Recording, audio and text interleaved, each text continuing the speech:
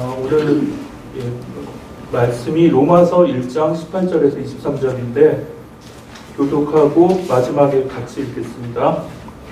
하나님의 진노가 불의로 진리를 막는 사람들의 모든 경건하지 않음과 불의에 대하여 하늘로부터 나타나나니 이는 하나님을 알만한 것이 그들 속에 보임이라.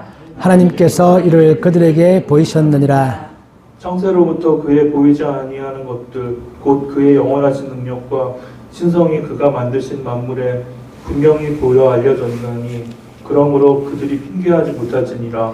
하나님을 알되 하나님을 영원하게도 아니하며 감사하지도 아니하고 오히려 그 생각이 허망하여지며 미련한 마음이 어두워졌나니 스스로 지혜 있다 하나 어리석게 되어 썩어지지 아니하는 하나님의 영광을 썩어질 사람과 새와 짐승과 기어다니는 동물 모양의 우상으로 바꾸었느니라. 아멘. 오늘 헌신 예배여서 중창단 찬양이 있고 그 다음에 이상철 목사님께서 말씀 전해주시겠습니다.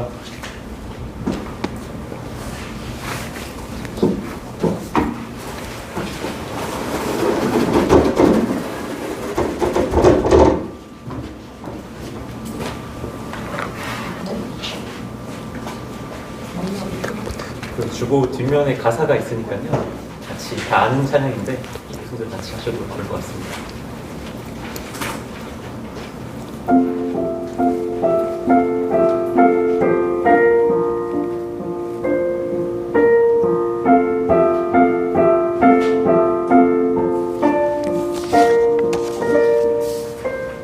아버지 사랑 내가 노래해 아버지 은혜 내가 노래해 그 사랑 변함없으신 거짓 없으신 성실하신 그 사랑 갈 때 꺾지 않으시는 꺼져가는 등불 끄지 않는 그 사랑 변함없으신 거짓 없으신 성실하신 그 사랑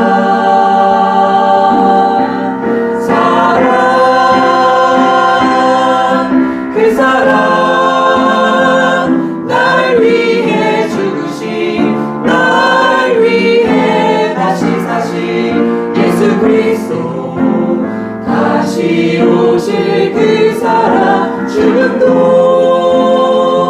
생명도 천사도 하늘의 어떤 권세도 끊을 수 없는 영원한 그 사랑 예수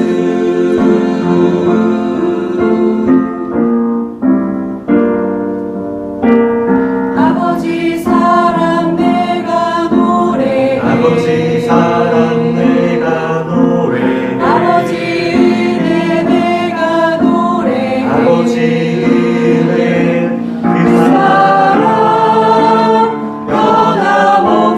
변함없으신 거짓 없으신 성실하신 그 사랑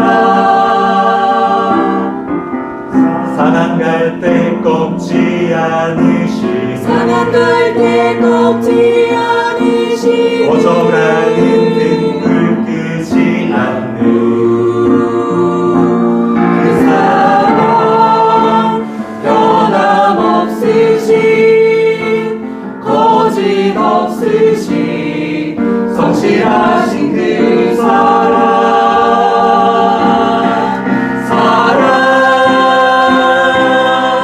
그 사랑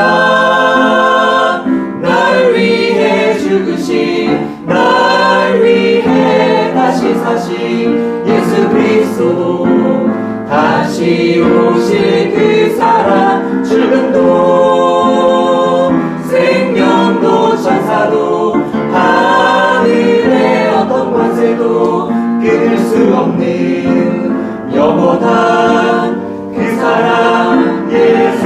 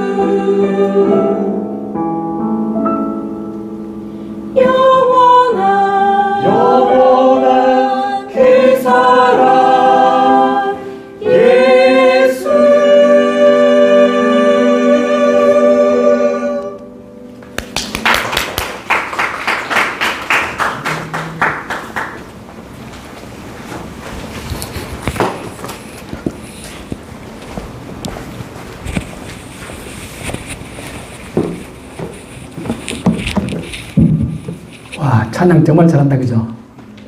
지금까지 많이 왔는데 오늘 제일 잘하신 것 같아요. 진짜로. 와, 완벽했습니다. 네. 자, 지금 우리가 로마서를 보고 있고 우리가 전번에 봤던 내용이 뭐냐면 복음에는 뭐가 나타난다? 복음에는 기억나십니까? 하나님의 의가 나타난다. 그랬었죠. 하나님의 의가 뭐냐라는 것은 사람의 의와 대비돼서 사람의 의가 아니라 하나님의 의로서 우리가 구원을 받는다. 그런 진리가 나타나 있다는 건데 쉽게 말하면 사람의 의로 구원을 받지 못한다는 뜻은 우리가 우리의 노력으로 구원받지 못한다. 그런 뜻이죠.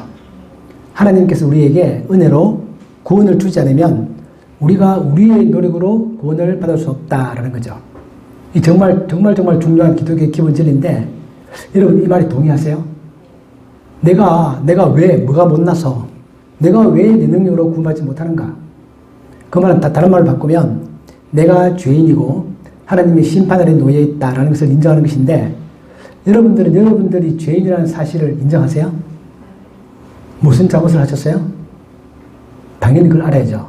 무슨 잘못을 하셨길래 나는 죄인이다 그렇게 생각하십니까? 우리가 전도할 때라든지 또는 주변에 우리가 기독교에 관해서 얘기할 때 제일 먼저 부닥치는 문제가 이거죠. 내가 왜 죄인이냐? 나는 정말 잘못한 게 없고 내가 정말 평생 살면서 남에게 해로운 짓 안 했고 남을 내가 도와주면 도와주었지 내가 남으로부터 뭘 뺏은 적도 없고 나는 정말 마땅히 잘했고 가족을 잘 보살폈고 정말 잘 살았는데 내가 왜 죄인이냐? 자, 그 문제를 우리가 반드시 짚고 넘어가야 되는 거죠. 자, 그래서 이 죄라는 것은 여기서 말하는 죄라는 것은 사람이 기준에서 볼 때의 죄는 아니죠. 우리가 보통 이 세상에서 볼 때 내가 남들과 비교해서 또 우리가 가지고 있는 여러 가지 법들이나 그런 거에 비해서 내가 잘못을 했다 안 했다 그렇게 판단하는 그 기준이 아니라 누구의 기준? 하나님의 기준에서. 그리고 하나님의 기준이라는 것은 또 뭐죠? 더 근본적으로 말하면 하나님께서 우리를 지으실 때 피조물로서 우리를 만드실 때 그 만드신 목적이 있고 그 목적에 합당하게 살아가는가라는 것이 그것이 기준이 됩니다. 우리가 스마트폰을 만들면 스마트폰 만들 때 목적이 있죠. 스마트폰은 통화를 해야 되고 가끔은 카메라도 찍고 본연의 기능들이 있죠. 근데 스마트폰이 통화를 전혀 못한다. 그러면 모양 엄청 예쁘고 다른 용도는 잘 쓸 수 있는데 전혀 통화를 할 수 없다. 그러면 그 스마트폰이 아닌 거죠. 그럴 때 그 스마트폰은 죄가 있다 그렇게 말하는 겁니다. 죄가 있다. 그래서 하나님께서 우리를 만드실 때 그 기본적인 그 목적, 우리의 창조 목적에 어긋나 있으면 그것을 바로 성경에서는 죄라고 말합니다. 그리고 이 죄라는 것은 엄청 힘이 셉니다. 오늘 제가 설교 제목을 죄의 보편적 지배, 고민 좀 많이 해서 붙인 제목인데요. 좀 더 쉬운 제목 없을까 이렇게 생각하다가도 지금 제가 이 제목을 했습니다. 이 죄라는 것은 온 우주에 가득 차 있고 우리의 모든 삶 가운데 절대적 영향을 미치고 우리가 그 굴레에서 우리의 힘으로 벗어날 수 없다는 뜻입니다. 그래서 우리가 이 로마서를 볼 때 이제 바울이 전번에 복음에는 하나님의 의가 나타난다 그렇게 말했는데 이제 지금부터는 상당히 긴 내용을 포함해서 우리가 듣기에 불편한 이야기들 많이 할 겁니다. 로마서 3장 20절에 가서 다시 한 번 더 하나님의 의를 말하기 전까지 1장 지금부터 2장 전체 3장의 전반부까지 계속 바울은 사람들의 죄에 관한 얘기를 합니다. 우리가 듣기 좀 불편하죠. 그렇지 우리가 또 들을 건 들어야 되겠죠. 그래야지 그 죄에도 불구하고 우리가 찬양했던 것처럼 우리를 위해 돌아가신 하나님의 예수 그리스도의 사랑, 하나님의 은혜 그것이 대비되어서 나타나는 것이기 때문에 우리가 죄인이라는 사실을 모르면 복음은 우리에게 전혀 복음이 아닙니다. 내가 내 힘으로 해결할 수 없는 것들을 하나님께서 우리에게 은혜를 베푸셔서 해결하신다고 말씀하시는 거기 때문에 그게 바로 기쁜 소식이죠. 정말 기쁘다. 내 힘으로 할 수 없는 거니까 그런 얘기입니다. 자, 그래서 우리가 오늘 첫 번째 보면 바울이 오늘 본문에서는 이 세상 모든 사람들의 죄에 관해서 일반적인 죄에 관하여 말하고 있습니다. 첫째를 보시면 하나님의 진노가 있다는 뜻입니다. 하나님이 진노하십니다. 어떤 사람들은 사랑의 하나님께서 어떻게 진노할 수가 있지? 어떻게 화를 낼 수가 있지? 그렇게 말하지만 그것도 우리 마음속에서는 화 그러면 진노 그러면 화, 우리가 내는 화, 신경질적이고 자기 중심적이고 감정적이고 그런 화가 떠올리겠지만 하나님의 진노는 그런 거 아니죠. 하나님의 진노는 죄라는 것, 나쁜 것, 부족한 것에 대한 인격적 대응이다. 우리 사람으로 치면은 우리가 가끔은 의문을 느낄 때가 있죠. 그럴 때 우리가 의문의 완벽한 모습, 의문 속에도 우리가 개인적인 감정이 들어갈 수 있고 자기 중심적 그런 내용이 들어갈 수 있는데 그것이 다 사라져 있는 정말 순수하게 그 자체에 대하여 분노하는 그런 의문의 완벽한 모습이 하나님의 진노다. 그렇게 볼 수 있습니다. 그러면서 불의로 진리를 막는 모든 사람들의 모든 경건하지 않음과 불의에 대하여 자 여기서 경건하지 않음 그렇게 말할 때 그 경건하지 않다는 뜻은 하나님에 대하여 뭔가 죄가 있다는 뜻입니다. 다시 말하면 하나님에 대해서 하나님을 하나님으로 생각하지 아니하는 그런 죄들이 있고 또 두 번째 불의는 사람들에 대한 죄죠.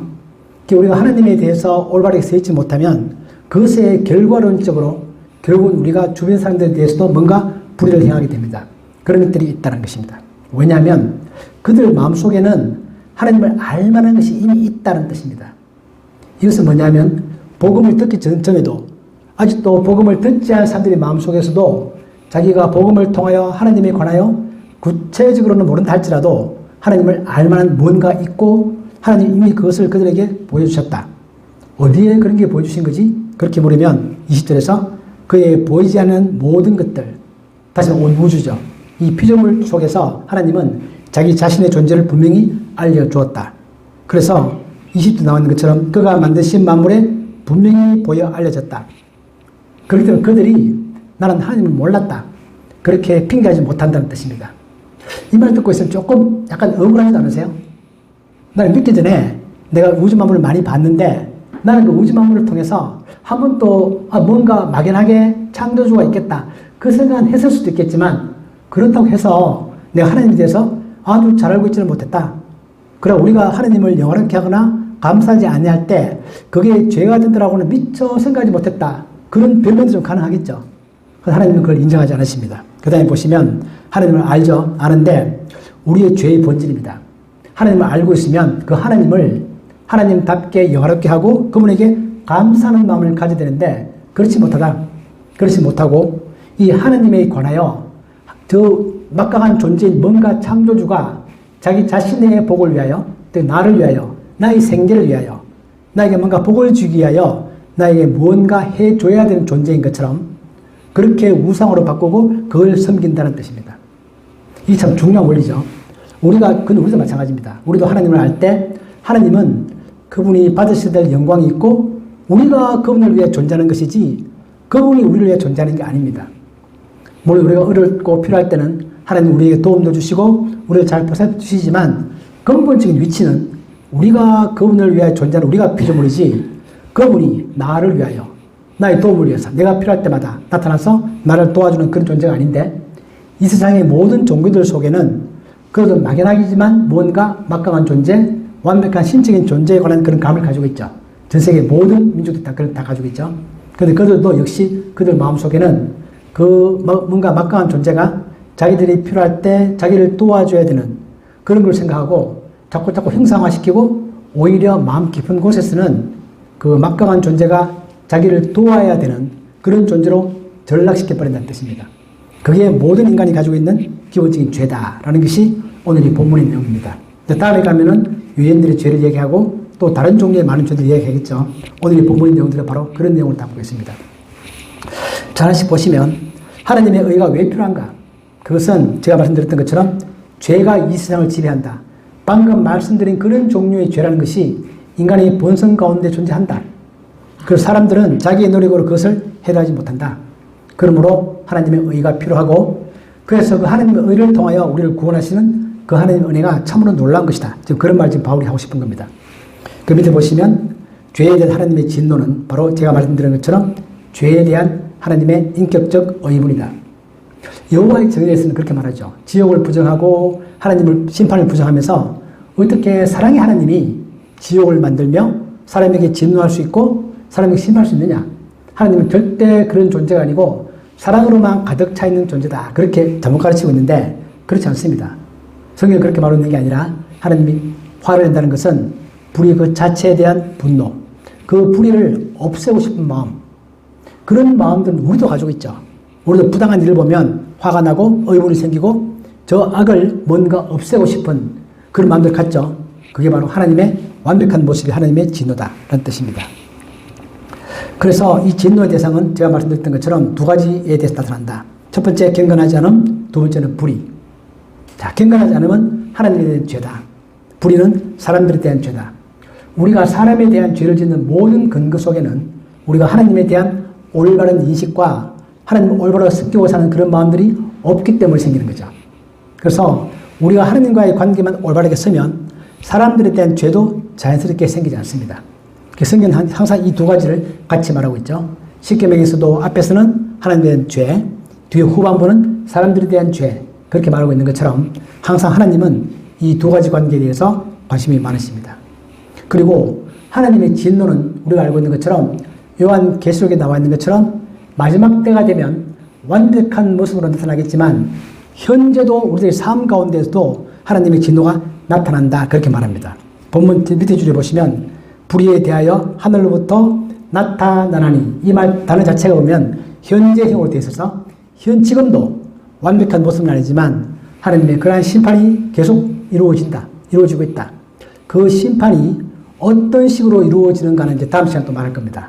근데 아무튼 그 심판은 계속 나타나고 있고 언젠가 마지막 때에 하나님의 완벽한 심판의 모습도 그때 이루어질 것이다, 그렇게 말합니다. 자, 그러면서 모든 사람이 다 진노의 대상이다, 그렇게 말하는 거죠. 우리가 그런 질문 많이 하죠. 옛날에 복음이 전해지기 전에, 예수님이 나타나기 전에 또 예수님 소식을 전혀 듣지 못한 사람들도 심판을 받는가, 그렇게 우리 그런 질문 많이 하는데 성경은 그렇다라고 말합니다. 기본적인 그들의 위치는 하나님의 진노의 대상이다, 그렇게 말합니다. 한편으로 억울하다고 생각될 수도 있겠지만 그러나 성경은 명확하게 그들 마음속에서도 만드신 자연을 통하여 하나님의 존재를 알 수 있었다. 그리고 몰랐다고 핑계할 수 없다, 그렇게 말합니다. 우리가 구체적으로 옛날에 하나님을 몰랐던, 예수님을 몰랐던 어떤 특정 사람에 대해서 그 사람이 구원 받았는가 안 받았는가 그런 논쟁은 별로 의미가 없습니다. 그건 하나님께서 알아서 하실 것입니다. 우리가 알고 있는 것처럼 구약에 보면 욥이 있죠. 욥은 유대인도 아니고 이방인이고 예수 그리스도의 소식이 그에게 전해지지 않았습니다. 그건 하나님은 욥에 관하여 의인이고 그가 하나님을 알고 있었고 구원받은 사람을 보여주고 있습니다. 그렇기 때문에 우리가 한 사람에 대해서 그 사람이 과연 구원받았을까? 우리가 말하고 있는 것처럼 뭐 세종대왕도 구원받았을까? 이순신 장군은 구원받았을까? 이런 논쟁은 사실 별 의미가 없는 겁니다. 그거는 하나님과 그들 사이의 문제다. 그래서 성경이 말하고 있는 바는 우리가 예수 그리스도의 복음을 듣지 못했다고 해서 무조건 그 사람들은 죄가 없다, 그렇게 말할 수 없다는 뜻입니다. 그걸 지금 말하고 있습니다. 그래서 우리가 본문에 나와 있는 로마서 1장 19절 20절 이 부분이 우리가 보통 신학적으로 말하고 있는 일반 계시의 아주 중요한 내용이 됩니다. 자, 일반 계시라는 것은 제너럴 레벨레이션, 온 자연을 통하여 하나님이 자기 존재를 드러내는 것입니다. 우린 태양을 보면서 저 태양이 너무 멋있다, 저런 태양이 참 신기하다, 그렇게 말하면서 저 태양을 누가 만들었을까를 생각을 해야 되고 만드신 분은 어떤 존재일까를 생각을 해야 된다는 뜻입니다. 우리가 예술 작품을 보면 참 좋은 작품이다. 그럼 저 작품은 그냥 생긴 게 아니고 어떤 예술가가 저 작품을 만들었을 것이다 라고 생각을 해야 되고 그럼 그 예술가는 누구인가를 또 생각해야 된다. 그래서 우리가 천지 만물을 통하여 그걸 만드신 창조주를 생각해야 되고 그 창조주에게 영광을 돌리고 감사하는 그런 마음을 가져야 한다 라는 것이 바로 이제 일반 계시 얘기입니다. 우리가 이제 일반 계시와 대비되는 게 특별 계시죠. 그러면 정리해보면 여기서 우리가 계시 그러면 그 단어 자체가 이런 뜻입니다. 우리가 이 커튼이 있고 제가 이 탁자가 있고 탁자 뒤에 제가 손에 뭘 쥐고 있죠. 여러분들 제 손에 뭘 쥐고 있는지를 절대로 알 수 없습니다. 알 수 있으세요? 제가 지금 제가 손가락으로 가위바위보 하고 있는데 지금 제가 바위를 냈을까요? 가위를 냈을까요? 볼을 냈을까요? 여러분 절대 모르십니다. 제가 여러분들에게 보여줘야만 알 수 있습니다. 그죠? 이게 바로 계시라는 뜻입니다. 커튼 뒤에 뭔가 감춰져 있다. 뭔가 사물이 있다. 하나님께서 커튼을 열어 젖혀서 뭔가를 보여주셔야 그때 사람들이 비로소 알 수 있다. 그게 바로 우리가 계시다. 그렇게 말하는 건데요. 우리가 특별 계시라고 한다면 바로 예수 그리스도께서 오셔서 하나님 자신의 모습을 예수 그리스도께서 보여주시는 것. 또 그렇지만 우리가 읽고 있는 성경을 통하여 하나님께서 말씀해 주시는 것. 그런 것들을 우리가 특별 계시라고 부릅니다. 즉 성육신과 성경이 바로 특별 계시죠. 우리가 성경을 통하여 하나님은 삼일체시구나 알 수 있습니다. 우리 성경을 통하여 하나님은 십자가의 죽음을 통하여 우리를 구원하시는구나. 그런 걸 알 수 있는 거죠. 그게 바로 특별 계시입니다. 사람의 머리로서는 그 원리를 발견할래야 할 수가 없는 거죠. 그게 바로 특별 계시다. 그 특별 계시는 구원받은 누구에게나 다 주어져 있지만 구원받은 사람들만이 그것을 깨달을 수 있다. 구원받지 못한 사람들은 특별 계시를 보더라도 거기에 눈이 가려져 있어서 그 내용을 알 수가 없다. 우린 특별 계시를 통하여 창조주와 구원자에 대한 지식을 얻는다. 그거에 비하면 우리가 일반 계시라고 부르는 것은 모든 사람들에게 다 오픈되어 있는 것입니다. 누구나 다 똑같이 볼 수 있는 것입니다. 믿는 사람이든 안 믿는 사람이든 간에 누구나 다 자연 만물을 보면서 창조주의 위대함 그런 것들을 볼 수 있습니다. 저는 가끔 말씀드리지만 저는 정말 태양이 너무너무 신기하고 위대해요. 그 옛날 사람들이 태양을 신으로 막 섬기잖아요. 태양신, 라, 성경 막 그러는데 그 심정이 이해가 됩니다. 우리 살다 보면 매일매일 떠오르는 저 태양이 어쩌면 저렇게 꼬박꼬박 떠오르고 저 강렬한 빛과 열기가 어떻게 온 세상에 생명을 주고 너무너무 신기하죠. 그래서 태양을 정말 내가 신으로 섬기고 싶다. 그런 마음도 일견 이해가 많이 됩니다. 그죠? 하나님을 모른다면 충분히 그러고도 나올 것입니다. 성경이 말하는 것은 저 태양이 누가 만든 거다? 저 태양은 분명히 만드신 존재가 있다라는 사실을 사람들이 알아야 된다. 그래서 일반 계시를 통해서는 창조주에 대한 지식을 얻게 됩니다. 자, 밑에 박스에 보시면 시편 19편이 있는데요. 우리가 방금 읽었던 로마서 1장의 이 내용과 시편 19편이 대표적으로 일반 계시에 관하여 말하고 있습니다. 여러분 시편 19편 한번 읽어보시고 그 다음에 암송을 하기 참 좋습니다. 참 신기한 시편인데 다윗이 쓴 시편이죠. 시편인데 시편 19편은 앞부분에는 일반 계시에 관한 얘기를 합니다. 그런데 뒷부분에 가면 특별 계시에 대한 얘기를 합니다. 한 시편 가운데 전반부 일반 계시, 후반부 특별 계시가 같이 존재하고 있는 그 참 놀라운 시편이죠. 그래서 다윗이 그렇게 말하죠. 우리 뒷박스에 보시는 것처럼 같이 한번 읽어보실래요? 보이세요? 네. 시작. 하늘이 하나님의 영광을 선포하고 공창이 그의 손으로 하신 일을 나타내는도다. 날은 날에게 말하고 밤은 밤에게 지식을 전하니 언어도 없고 말씀도 없으며 들리는 소리도 없으나 그의 소리가 온 땅에 통하고 그의 말씀이 세상 끝까지 이르도다. 그 다윗이 자연 만물을 봤더니 정말 저 하늘에는 하나님의 영광이 나타난다. 그리고 그의 손으로 하신 모든 것들이 다 나타난다. 그리고 참 시적인 표현으로 아름답게 날은 날에게 말하고 밤은 밤에게 지식을 전한다. 거기에는 들리는 소리가 아무것도 없다. 그렇지만 하나님의 소리가 온 땅에 통하고 그의 말씀이 세상 끝까지 이루고 있다. 그렇게 말하면서 바로 다음 절에 보면 다윗이 태양에 관한 얘기를 합니다. 신기하게도. 저도 옛날에 이 태양을 너무너무 좋아했는데 이걸 읽다가 다윗도 태양을 보면서 뭔가 느끼는구나. 그걸 참 느꼈었는데 그러다가 뒷부분에 가면 다윗이 하나님의 율법에 관한 얘기를 합니다. 즉 특별 계시를 말하고 있는 거죠. 그 특별 계시를 통하여 더더욱 창조주에 대해서 구체적인 얘기를 듣게 된다. 그런 게 시편 19편입니다. 자, 이게 우리가 알고 있는 이제 일반 계시와 특별 계시죠. 그래서 우리가 이제 죄라는 것은 뭐냐? 제가 처음에 말했던 것처럼 죄의 본질이라는 것은 내가 피조물로서 저 우주 만물을 통하여 우리에게 보여주시는 그 하나님을 영화롭게 하거나 또는 그분에게 감사한 마음을 드리는 것. 이것이 우리가 창조된 목적이죠. 우리가 현재 믿고 있고 우리도 현재 이미 예수 그리스도의 십자가의 믿음으로 말미암아 모든 죄가 다 용서가 할지라도 우리 역시 이 죄로부터는 자유롭지가 못합니다. 우리 모든 삶을 통하여 정말 나는 내 일하는 것, 존재, 나의 가진 돈, 나의 모든 것들을 통하여 내가 정말 하나님을 영원하게 생각하고 있는가? 그게 하나님을 영원하게 하는 그림에 쓰이고 있는가? 그리고 내가 하나님께 정말 감사하는가? 어떤 경우에도 내가 아무 힘들 때 하나님을 원망하는 게 아니라 우리 물론 잠깐 원망할 수도 있겠죠. 사람이니까. 근데 그게 아니라 본질적으로 내 온 생애를 통하여 내가 하나님을 영원하게 생각하고 그분께 감사한 마음을 드리고 이것이 내가 존재하는 이유인데 그로부터 뭔가 부족하면 그게 바로 성경에서 말할 때는 죄다 그렇게 말하는 거죠. 그러므로 우리가 그러면서 보면 그 누구도 이 죄로부터 자유로울 수가 없죠. 그래서 우리가 인정할 수밖에 없습니다. 그죠? 그래서 우리 바로 죄인이다. 성경에 말하는 죄는 바로 그런 뜻입니다. 우리가 구체적으로 누굴 때렸다, 누굴 뭐 어떻게 살인을 저질렀다, 남의 누굴 훔쳤다 그런 의미가 아니라 내가 나의 창조주, 나를 만드신 그분께 내가 정말 감사하고 여러분께 영광을 돌리고 그런 것들을 성경에 말한 데 따르면 단 한순간도 예외 없이 매일매일 태어나서 죽을 때까지 그걸 계속할 수 있어야지만이 그 사람이 성경이 말하는 의인이지. 그렇지 못하면 평소에 그렇게 하다가도 어느 단 한순간 그걸 못하게 되면 성경이 말했던 그것도 죄인입니다. 그리고 그 창조주를 내가 우상으로 바꿔버린다. 자, 우상은 우리가 알고 있는 것처럼 하나님이 있어야 될 그 자리를 대신 차지하는 거죠. 옛날에는 정말 소도 만들고 뭐 송아지도 만들고 금으로 만들고 막 그랬지만 현대 같으면 현대의 사람들은 그런 걸 만들지는 않습니다. 근데 우리들의 마음 가운데 현대인들의 가슴 가운데 자리 잡고 있는 우상은 어떤 것들이 있죠? 절대적 성공, 권력, 재물 이런 것들이 절대적 가치를 가지게 되면 그게 바로 그 자체가 하나님의 자리를 대신하는 것 맞죠? 성공 중요합니다. 권력도 중요하고 재물도 중요하죠. 문제는 뭐냐면 그 성공과 권력과 재물이 절대적 위치에 있으면 안 된다. 두 번째 위치에 있으면 되죠. 괜찮죠? 그것이 첫 번째 자리에 가게 되면 그게 바로 우상이다. 그렇게 말합니다. 그래서 로마서가 분명히 하나님께서 바울을 통하여 우리들의 죄를 지적하시면서 분명히 그렇게 말씀하십니다. 썩어지지 아니하는 하나님의 영광.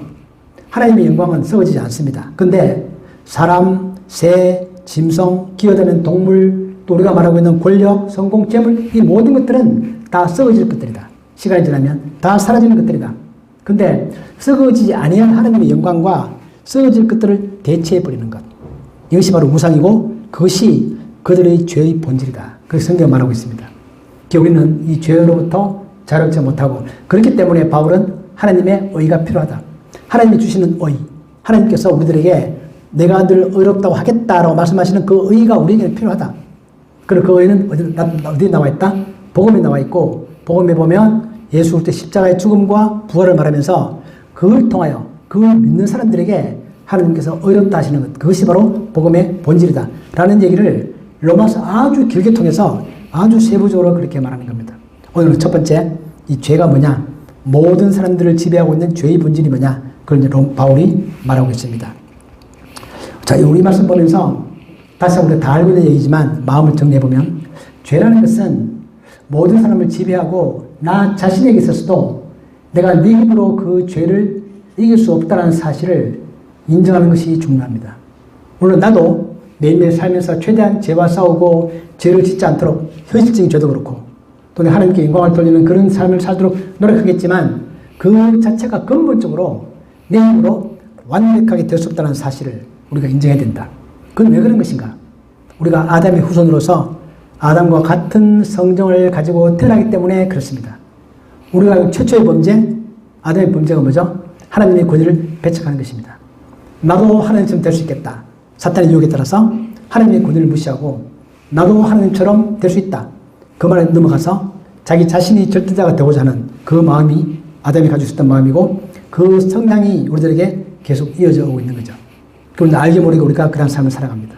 그리고 그 악을 제거하고자 하는 하나님의 진노는 너무나 당연한 것이고 또 우리가 살아가면서 우리의 마음을 너무나 쉽게 사로잡는 우리의 우상들 그리고 우리가 성공도 중요하고 돈도 중요하고 모든 게 다 중요하지만 왜 성공하는 것인가 그리고 그 과정 어떻게 성공하는가 어떻게 내가 돈을 버는가 돈 버는 거 중요하죠. 잘 벌어야죠. 그런 것들이 더 중요하다.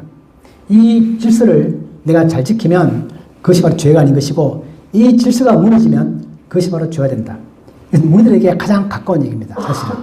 우리가 가장 빠지기 쉬운 함정이고 열심히 여러분들 일하시고 돈도 많이 벌고 내가 뭔가 성공하고 싶고 그런 마음들은 당연한 것인데 그게 나쁘다는 게 아니라 그럴 때 그 위치가 하나님과 그것들 간의 위치가 정확하게 정립이 필요하다. 하나님께서 더 높은 자리에 계시고 하나님 나에게 성공도 주시고 재물도 주시고 모든 걸 다 주시는 분이고 나의 성공과 재물과 모든 힘들은 다 그분께 영광을 돌리기 위한 그리고 그분께 감사하기 위한 그런 정확한 위치에 있을 때 그것이 제대로 된 것이고 그 위치가 바뀌면 바로 피조물들의 위치를 이탈하는 것이고 그게 바로 죄다라는 것입니다. 우리 이 말씀 보면서 다시 한번 우리를 반성해보고 정말 우리도 이렇게 참 살기가 쉽지 않은데요. 아무리 생각해도 살기 쉽지 않은데 그럼에도 불구하고 그렇게 한번 살아보려고 노력하고 또 그 모든 힘든 것들을 하나님께서 예수 그리스도를 통하여 우리에게 주시는 그 의를 통하여 우리를 의롭다 하시고 죄가 없다고 하시고 죄가 있음에도 불구하고 그렇게 말씀하시는 하나님 은혜에 감사하는 우리 모두가 되기를 주님 이름으로 축복합니다. 아멘. 아버지 하나님 죄가 우리들의 모든 삶을 지배하고 있다는 사실을 인정합니다. 그리고 나 역시 그러한 죄를 이기기 위하여 열심히 살아가지만 내 힘으로는 한계에 있다는 것도 인정합니다. 하나님께서 은혜를 베푸셔서 어렵다 해주시고 하나님의 의를 우리에게 주셔서 예수 그리스도의 십자가를 통하여 우리에게 어렵다 하시는 그 하나님의 은혜를 감사하며 매일매일 살아가는 저희들이 되게 하여 주옵소서. 예수님의 이름으로 기도하옵나이다. 아멘.